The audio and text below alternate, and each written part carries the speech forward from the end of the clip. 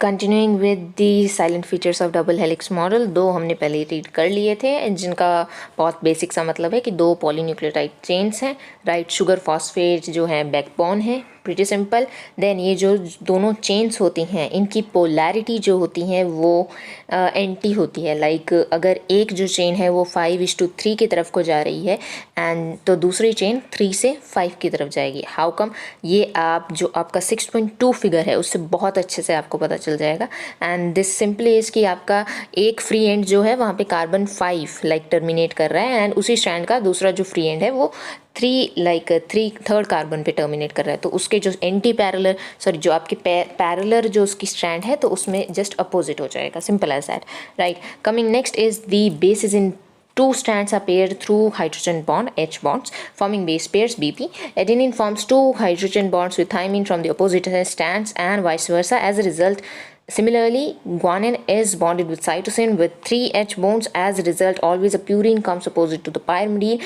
This generates approximately uniform distance between two strands of a helix. Simple as that, right? तो adenine thymine के साथ double bond बनाता है, hydrogen bond, right. And अगर thymine नहीं तो आरएनए में यूरेसिल के साथ डबल बॉन्ड बनाएगा एंड सी एंड जी में ट्रिपल बॉन्ड्स होते हैं। Simple as that. So therefore purine जो है वो अपोजिट में आता है पायरामिडीन के, राइट। सो अंदर की तरफ अगर आप दो स्ट्रैंड्स देखें तो बाहर की तरफ जो है आपका phosphate and sugar back bond form कर रहे हैं एंड अंदर की तरफ आपके हाइड्रोजन बॉन्ड से नाइट्रोजनस बेस पेयर्स फॉर्म किए जा रहे हैं, right. Two chains are coiled in a right handed fashion. The pitch of the helix is 3.9 nanometer. A nanometer is 1 billionth of a meter, that is 10 raised to the power 9 meter, and there are roughly 10 base pair in each pitch, in each turn, right? Consequently, the distance between a BP, that is base pair, in a helix is approximately 0.34 nanometre. Okay, so देखिए अगर आपका जो chains हैं ये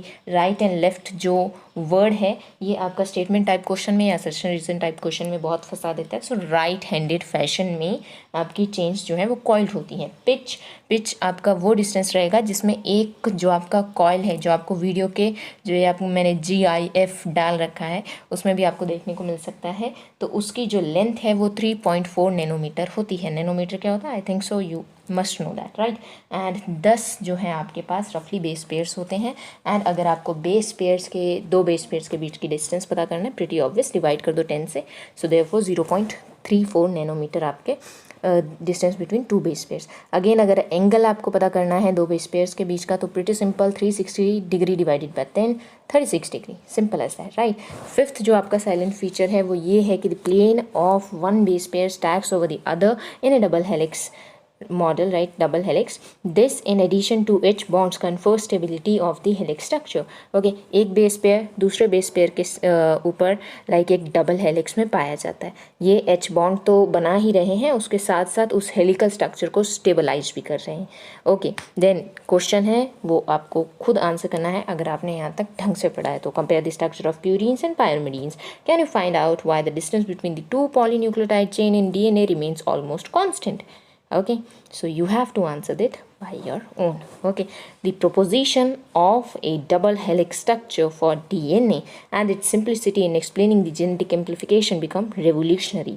Very soon Francis Crick proposed the central dogma in molecular biology, which states that the genetic information flows from DNA to RNA to protein. In some viruses the flow of information is in reverse direction, that is from RNA to DNA. Okay, so see salient features अगर आपको समझ आ जाते हैं बहुत अच्छे से and then उसके बाद आप 6.3 एंड 6.2 फिगर से उसको लाइक विजुलाइज भी कर पाते हैं, तो उसके बाद एक जो पर्टिकुलर पॉइंट है वो ये है कि आपका जेनेटिक इम्प्लीफिकेशन जो है डबल हेलिक्स मॉडल के बाद उसको सिंपल करते हुए पढ़ना एक रिवोल्यूशन बन गया था, राइट।